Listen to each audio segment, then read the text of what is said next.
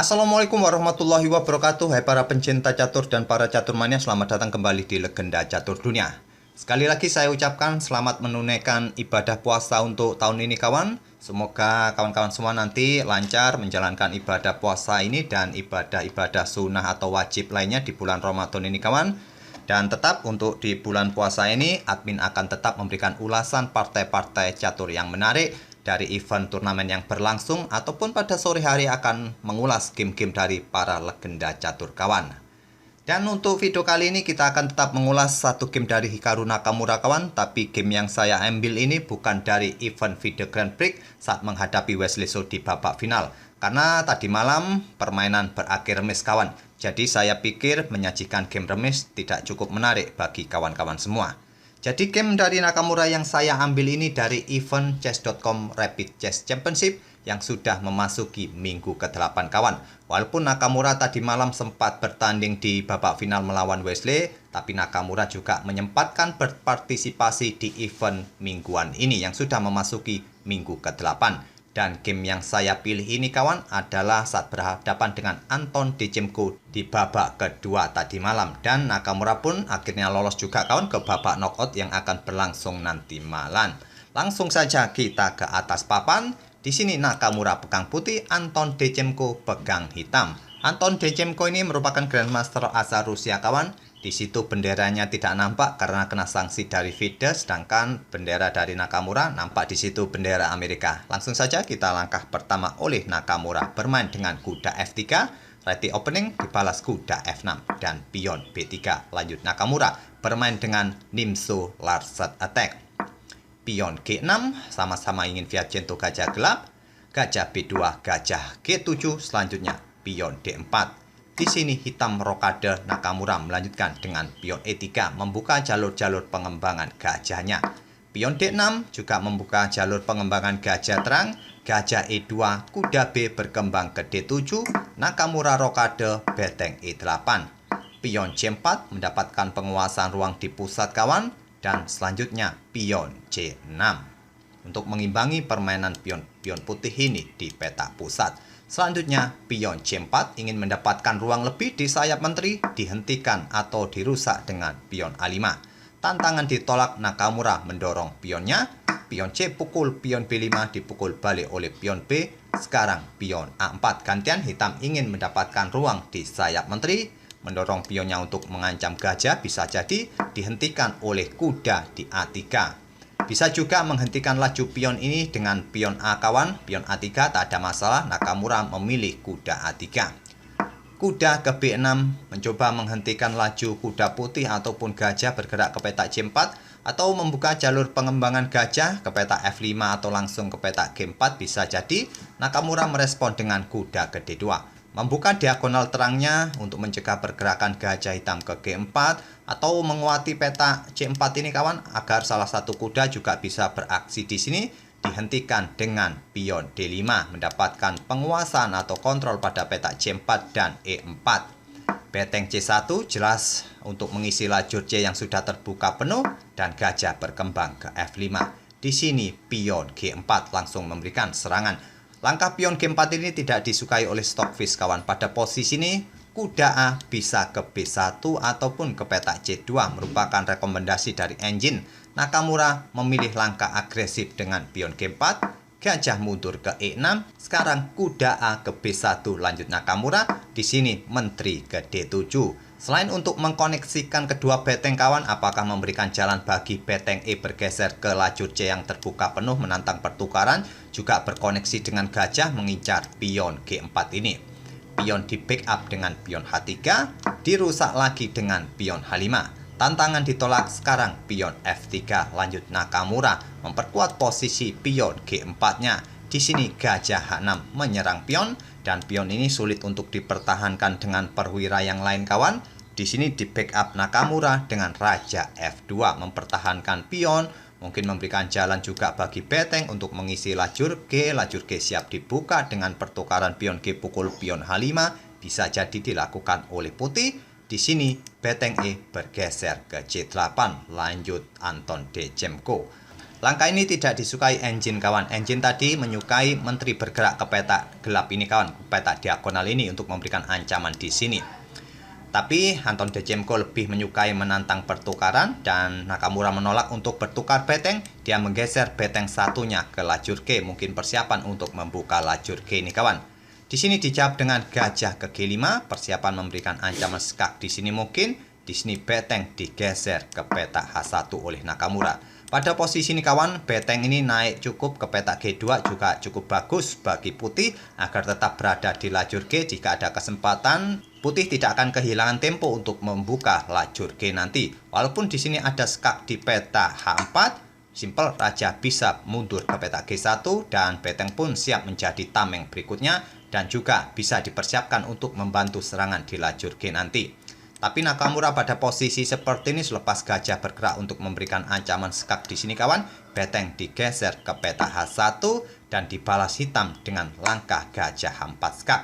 Raja ke G2, di sini terjadi pertukaran beteng dipukul balik oleh gajah. Selanjutnya beteng C8, gajah A3 menawan pion ini kawan agar menterinya tidak akan berani meninggalkan pionnya ini. Di sini hitam merespon dengan langkah kuda C4 menantang pertukaran kuda ataupun mengancam gajah atau mengancam ancaman skak garbuan terhadap menterinya kawan. Ini memaksa pertukaran kuda oleh Nakamura dipukul balik menggunakan pion. Memukul balik menggunakan beteng ancamannya nanti bisa dipukul oleh gajah kawan. Jadi pada posisi ini langkah terbaik memang memukul balik menggunakan pion sekaligus menjadikan pion bebas di lajur C kawan dan dihentikan oleh kuda C3. Sekali lagi Anton Dejemko menantang pertukaran kuda juga memberikan ancaman skak garbuan kembali di peta E3 ini kawan. Diantisipasi dengan langkah menteri ke D2, melindungi pion, memperkuat kuda, tapi peta ini tidak disarankan oleh Stockfish. Stockfish menyarankan peta C1 bagi menteri putih ini kawan untuk berkoneksi dengan pion, kuda, ataupun gajah. Tapi Nakamura memilih peta D2 bagi menterinya, dijawab dengan langkah menteri bergerak ke C7. Persiapan memberikan ancaman skak di sini. Walaupun langkah ini juga tidak disukai oleh Stockfish pada posisi seperti ini, Stockfish menyarankan gajah ini bergerak ke peta G5 kawan, menyerang pion ini. Jika diantisipasi dengan pion F4, kalian bisa melanjutkan dengan langkah kuda pukul kuda terlebih dahulu. Setelah dipukul balik, gajah bisa melakukan skak di peta D5. Jika ditutup oleh gajah, di sini kalian bisa melanjutkan pion pukul pion terlebih dahulu. Jika gajah pukul gajah masih bisa dipukul balik oleh menteri, kemudian nanti memberikan ancaman skak di sini. Tapi jika pion H pukul pion G4 akan dipukul oleh menteri hitam. Gajah tidak bisa pukul menteri hitam karena posisinya kena pin kawan. Tapi Anton Dejemko lebih menyukai menterinya langsung ke C7 memberikan ancaman di sini diantisipasi dengan pion F4. Gajah juga tidak bisa melakukan serangan lagi bagi pion yang ada di peta E3 kawan. Di sini Anton Dejemko melangkah menteri ke A5, memberikan pressure bagi kuda atau mengepin kuda terhadap menteri. Di sini di backup dengan beteng C1, selanjutnya terjadi pertukaran kuda dipukul balik oleh menteri. Nakamura membuat langkah kekeliruan. Pada posisi seperti ini tadi kawan, kuda ini tidak perlu terburu-buru untuk dipukul balik karena posisinya juga dalam posisi mengepin menteri hitam ini di peta A5 kawan. Terus langkah apa yang bisa dimainkan oleh putih pada posisi seperti ini? Di sini putih bisa memainkan pion E4 kawan untuk mendapatkan kontrol-kontrol di peta-peta ini yang di depan pionnya ini kawan. Dan gajah nanti juga tidak mempunyai kesempatan untuk melakukan skak di peta terang jika ada kesempatan. Mungkin pion F5 akan dibalas oleh hitam seperti ini kawan. Kalian bisa melakukan pertukaran pion di sini tak ada masalah. Setelah dipukul balik oleh pion hitam, kalian bisa melanjutkan dengan gajah F3 menguati peta E4 ini kawan untuk menjaga pergerakan pion pukul pion ataupun gajah nanti mengisi peta D4. Mungkin hitam akan membalas raja ke H7 untuk memberikan kesempatan bagi beteng ke sini. Kalian di sini barulah bisa pukul kuda. Tapi Nakamura pada posisi seperti ini tadi kawan lebih menyukai langsung pukul balik kuda hitam. Dan dibalas Anton Dejemko dengan memanfaatkan tempo skak dengan gajah D5-nya. Ditutup oleh gajah, terjadi pertukaran gajah terang, dipukul balik oleh raja. Sekarang menteri ambil pion yang ada di peta B5. Sekarang posisi hitam unggul 1 pion kawan. Selanjutnya, putih atau Nakamura melanjutkan dengan langkah pion E4 untuk mendapatkan penguasaan ruang di depan rajanya ini kawan, dan dibalas dengan langkah pion E6 untuk menguati peta ini agar pion ini tidak didorong maju. Nakamura mendorong pion G5, pion F6 menantang untuk membuka diagonal ini agar gajah bisa keluar kawan, dan dibalas dengan gajah B2 untuk mendukung menterinya kawan bermain di diagonal gelap ini. Setelah pion D5 untuk membuka diagonal ini untuk mengincar pion yang ada di peta F6 ini kawan. Dan ini diantisipasi oleh beteng F8 untuk memperkuat posisi pion F6-nya. Dan kalian lihat indikator engine menunjukkan langkah ini adalah langkah yang kurang akurat kawan, atau langkah kesalahan, dan posisi permainan dalam posisi seimbang kembali. Ini menurut Stockfish yang ada di chess.com. Tapi menurut Stockfish yang ada di Lichess kawan, langkah ini bukan langkah kesalahan, walaupun bukan langkah terbaik. Kadang admin juga bingung kawan kalau menggunakan Stockfish yang ada di chess.com. Terkadang analisanya juga kurang bagus. Saya prefer lebih menyukai analisa yang ada di Lichess sebetulnya. Lebih kuat, lebih akurasi. Walaupun sama-sama menggunakan Stockfish 14. Disitulah kawan kebingungannya kalau kita menggunakan Lichess ataupun chess.com untuk mengkoreksi permainan. Jadi kita lanjut saja, kita tidak perlu mengkoreksi langkah beteng bergeser ke F8 ini. Kita lanjut ke langkah berikutnya dari Nakamura dengan beteng C2. Nah, beda lagi kawan dengan beteng C2 ini. Ini adalah benar-benar langkah kekeliruan dari Nakamura, langkah blunder.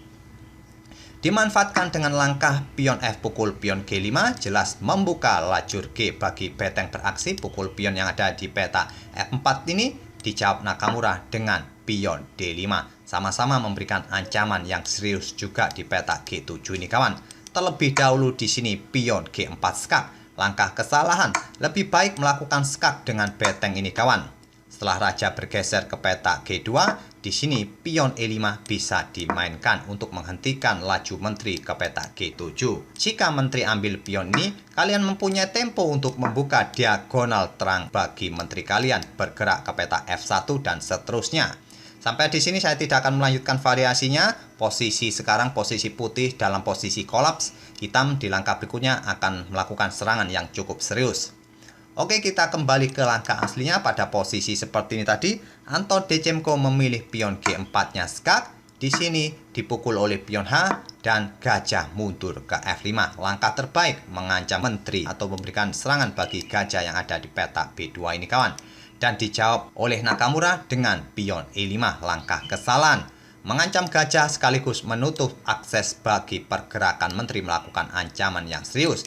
Pada posisi seperti ini, engine menyarankan menteri ini ambil pion yang ada di peta C4. Walaupun putih nanti akan kehilangan perwira, cukup aneh juga saran dari engine ini kawan. Cukup aneh, dia akan kehilangan perwira. Di sini tadi Nakamura memilih menutup memblokade ancaman dengan pion E5, dijawab dengan langkah menteri pukul pion D5 skak. Raja ke G3, gajah H4 skak mengorbankan diri, diterima. Sekarang beteng ambil pion F4, persiapan pukul pion G4 skak dan seterusnya. Di sini beteng H2 oleh Nakamura dan dijawab dengan menteri D1. Raja bergerak ke G5, langkah kesalahan pada posisi seperti ini. Langkah terbaik adalah menteri bergerak ke G3. Ini adalah langkah terbaik, tapi dia juga harus kehilangan menteri. Cukup repot juga kawan, memang tak ada langkah terbaik bagi putih pada posisi seperti ini. Putih dalam posisi kolaps. Di sini kawan, putih menjawab dengan langkah raja ke G5 oleh Nakamura dan menteri ambil pion G4 skak.